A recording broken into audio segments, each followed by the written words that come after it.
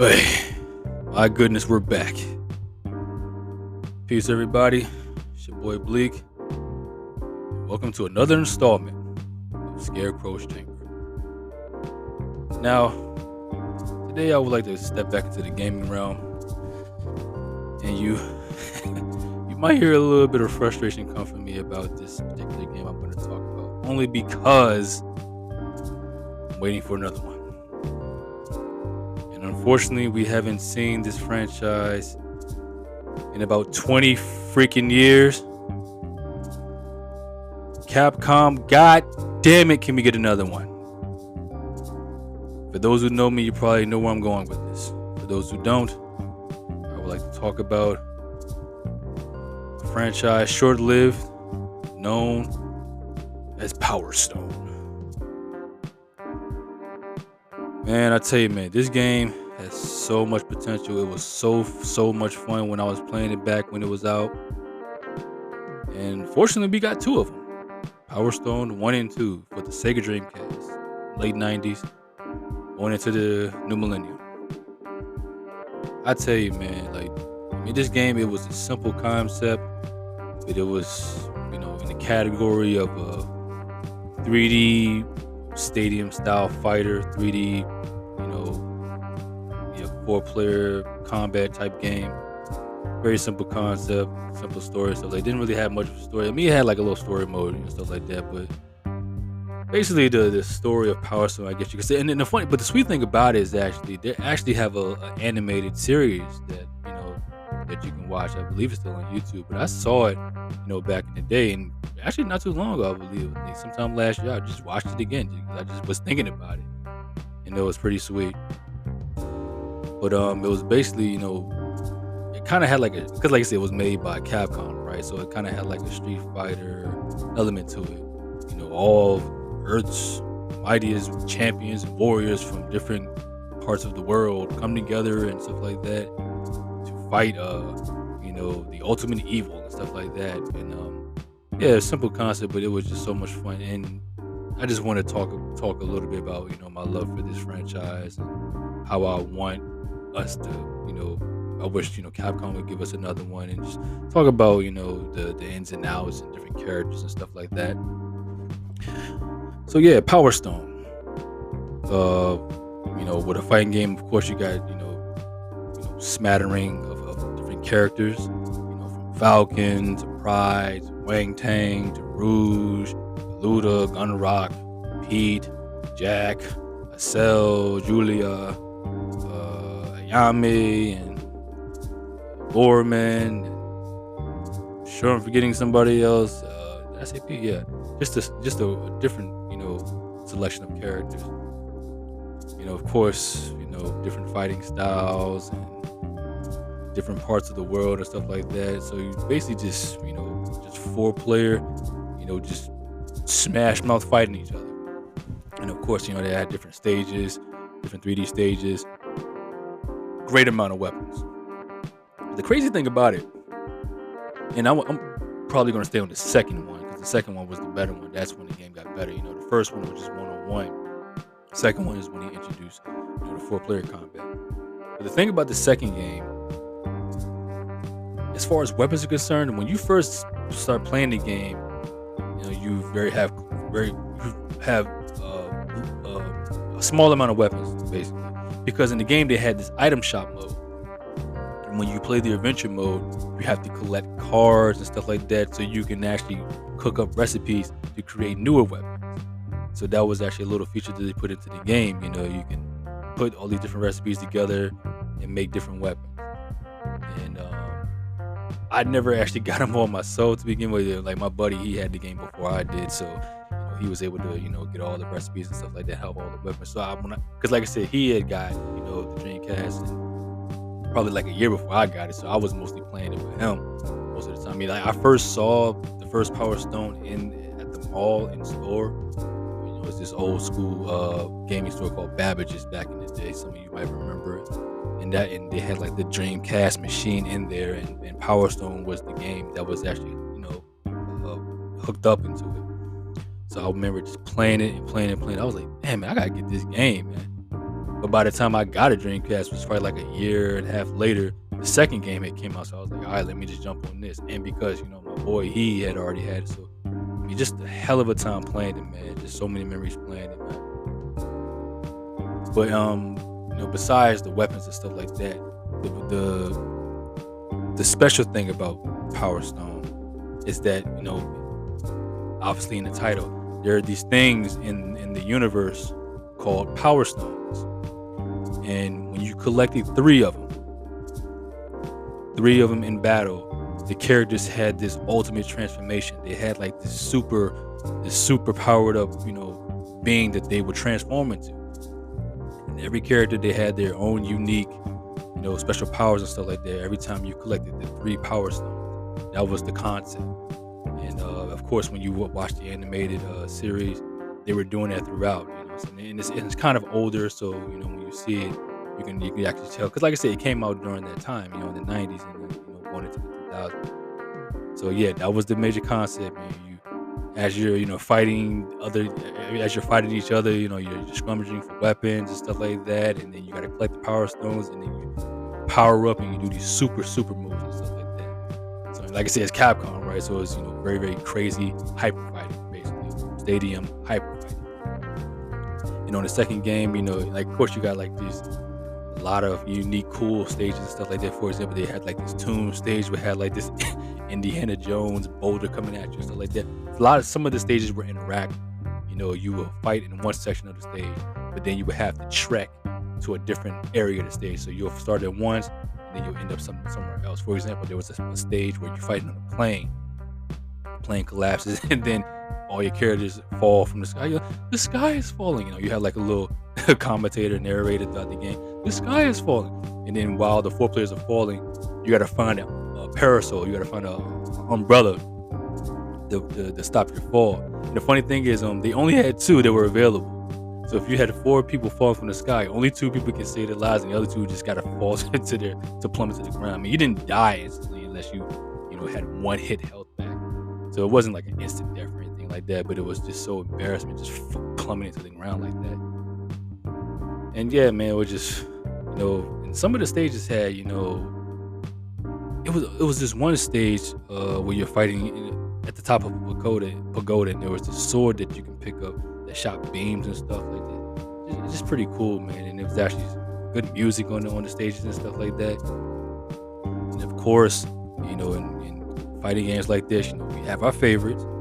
And I would have to say, my favorite character in the game was a girl called Rouge, who was this type of gypsy. I mean, can we even say that word anymore? What the hell was it? But she was kind of like again, I don't know if it was like Persian style or something like that, but kind of magic carpet type stuff. It was kind of she was like that. I don't really necessarily know what you call it. Would it be?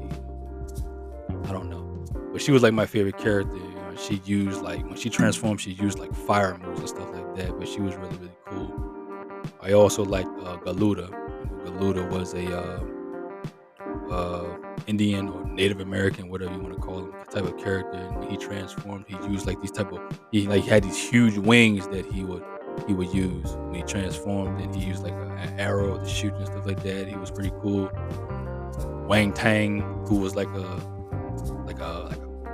kung fu type character, stuff like that. He was a favorite amongst a lot of people. The funny thing about it, when he transformed, he kind of looked like some type of Super Saiyan type of character. He shooting like fireballs. He had like this huge spirit bomb like going at. He was kind of like the Goku character, something like that, like a Super Saiyan character. He was pretty cool. So he was a favorite amongst a lot of people. The face of the game was this pilot called Falcon.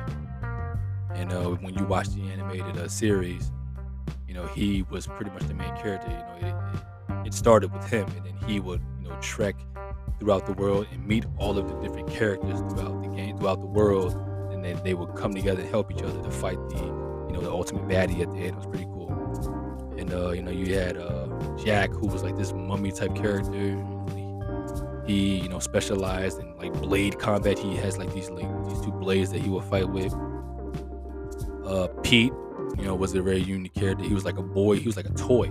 He was a toy character, and when he transformed like to this big robot and stuff like that. And the funny thing about it, he had the most supers in the game because each player has two supers. When you push the right trigger, you do one super. You push the left trigger, or A and X, or Y and B, whatever you push. But every character had two. Pete had four.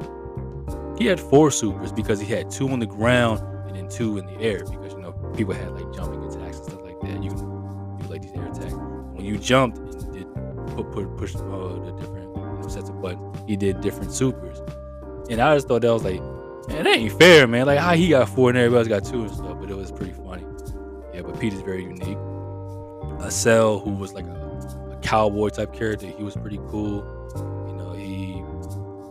He had like this move where he would turn to like a super freaking, like a giant wheel with spikes on it and just run you the hell over, just lots of damage. Pretty cool.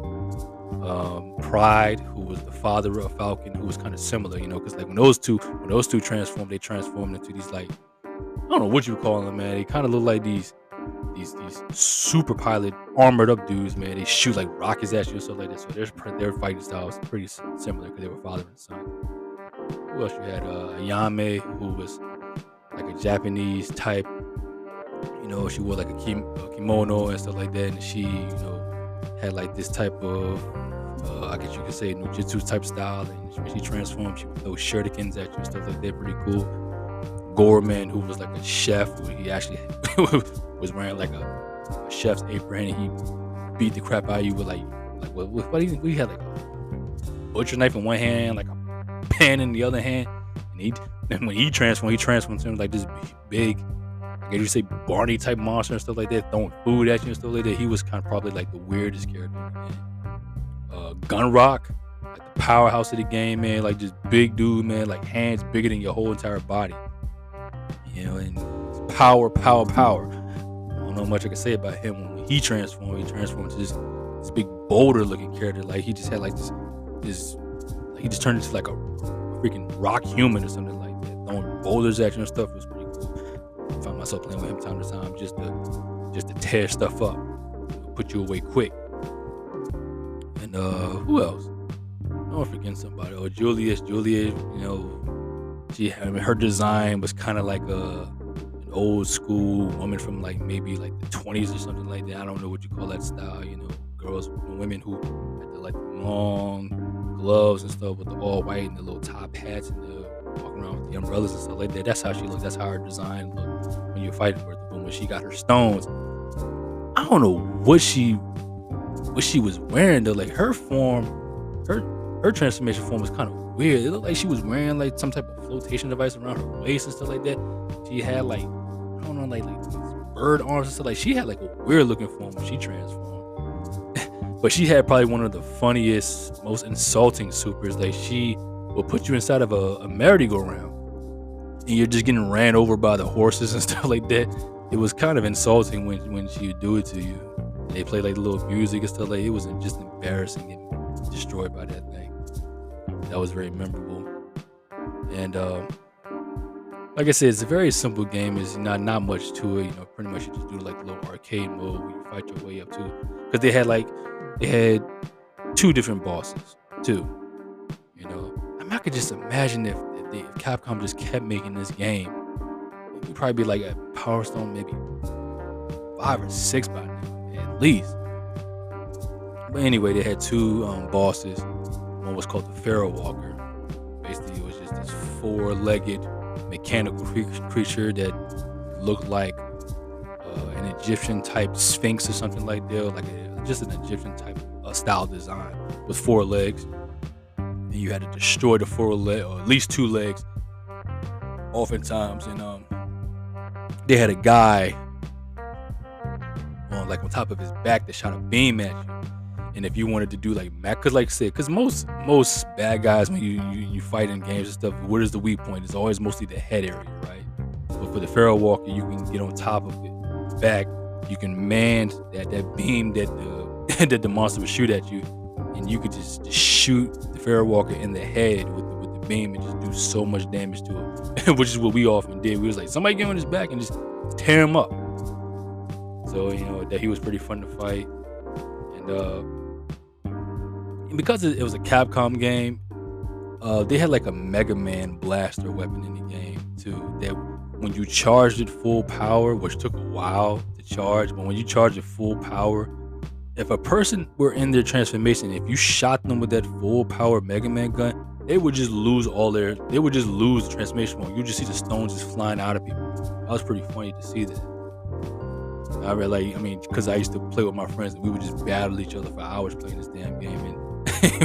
And like I said, it was a huge Mega Man blast gun. So like if you shoot it, it actually went through multiple people. So say like if two dudes would like transform, you hit both of them, everybody losing their stones. So it was pretty frustrating at the time when we get hit like that. So, just playing with your friends and stuff like that, people going crazy and out of control and stuff and having fun. So there was a lot of to go back to the weapons, there was a lot of unique weapons, beam swords. There's some weird weapons too, one of the weapons was a moped. You just ride around a moped, skateboard, and run people over and stuff like that. It was pretty funny. Different types of swords, hammers, and mallets and stuff like that. And of course, you can pick up health packs and stuff like that, foods and stuff like that, to heal and stuff like that. You had those things. And it's just so many weapons in the game. I can't even remember all this. It's a lot of them. You had like different elemental rods, like lightning and ice and fire and stuff like that. And you had a bat, and you had a tennis racket. A tennis racket, man, probably the most insulting thing to get hit by, because when you hit the character with the tennis racket, the character model would. It looked like a cartoon when you would hit somebody with it, because they would just bounce off the top of the walls and they would fly to the top of the stage and just fall back down. It was crazy. It was really cartoonish when you would hit somebody with a tennis racket. You would not think a tennis racket would do that, but that was just the humor of it when Capcom did it. So that was pretty funny. You hit somebody with a tennis racket and they're just bouncing all over the place, very cartoon-like. And also, if you're doing for example, if you're doing tag team 2-on-2 or something like that, another way to knock a person out of their super, besides using the Mega Man gun, every character, they had these tag team moves that you can do. If you would walk up to each other and kind of grab each other or something, I can't remember how you actually did it, but they were kind of one character would kind of give a person a boost and just throw you at the person who had the super. And if you connected that tag team move, you can make the person lose the super that way as well. We rarely did it because we was mostly just doing battle royals, just every man for themselves, and last one standing wins. So we really didn't do team battles that much when we were fighting each other. We would sometimes do it if it was just only two of us playing. We would just beat up the computers and stuff like that.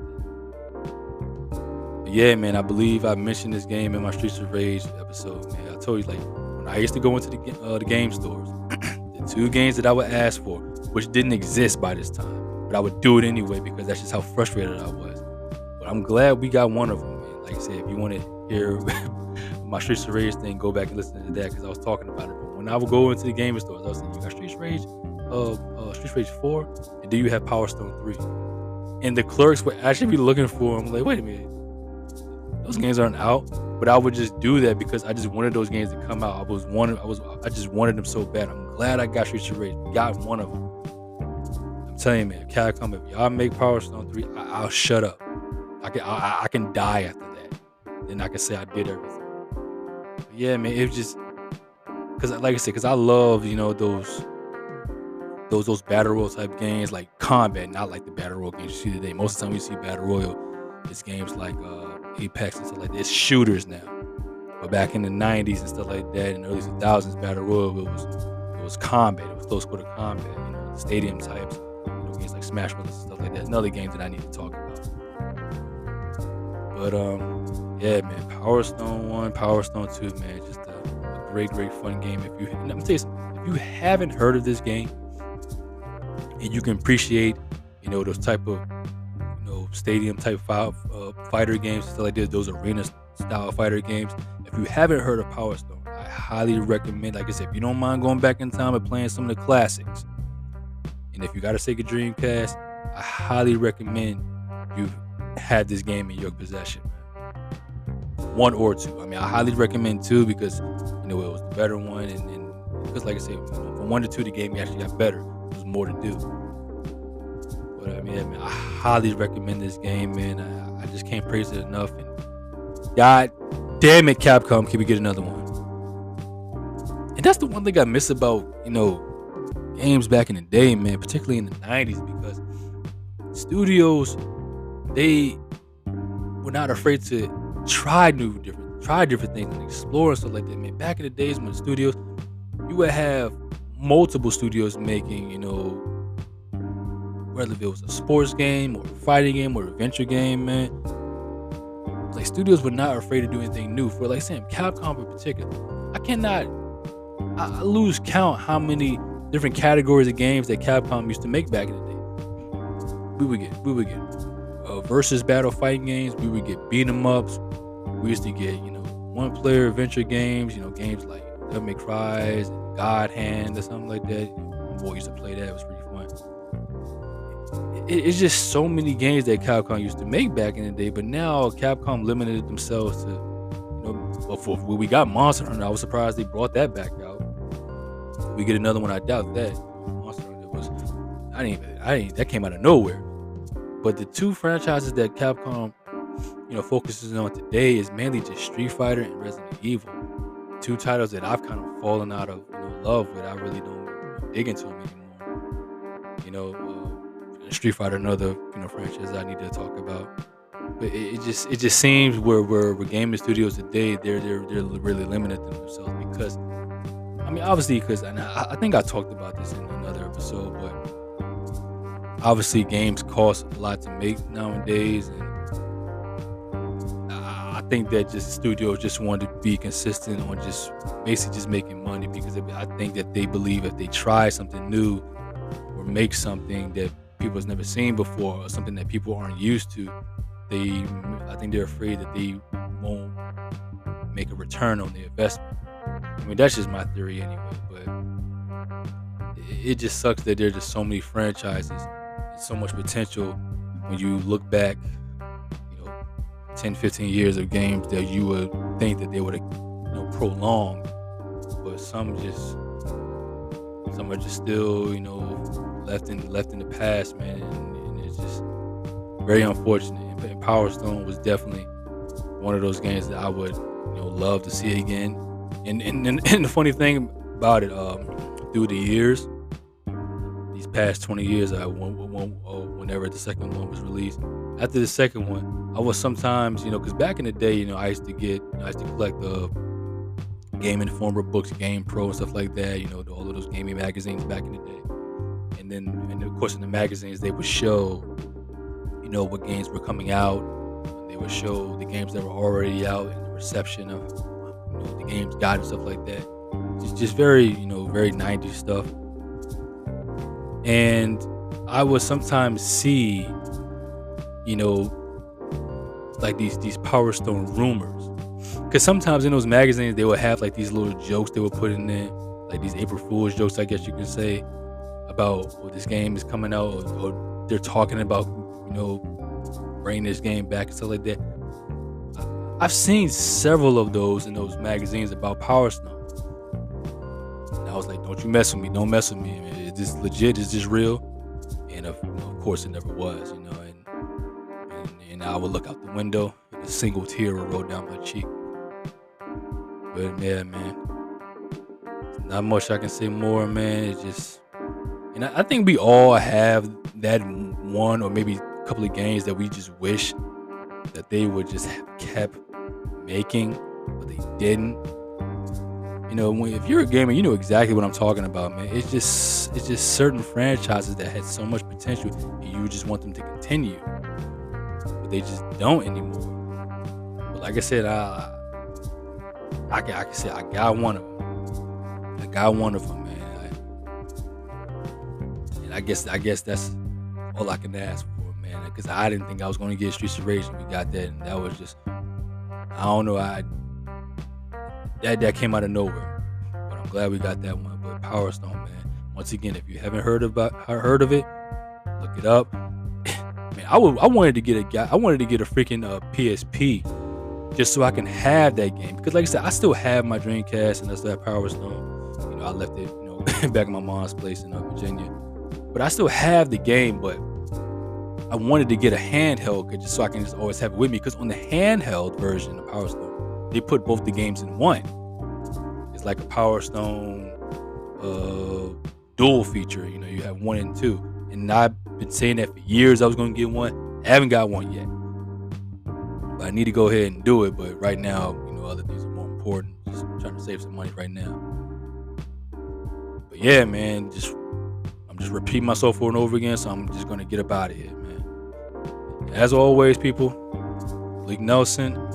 Until we meet again, peace. God damn it, Capcom.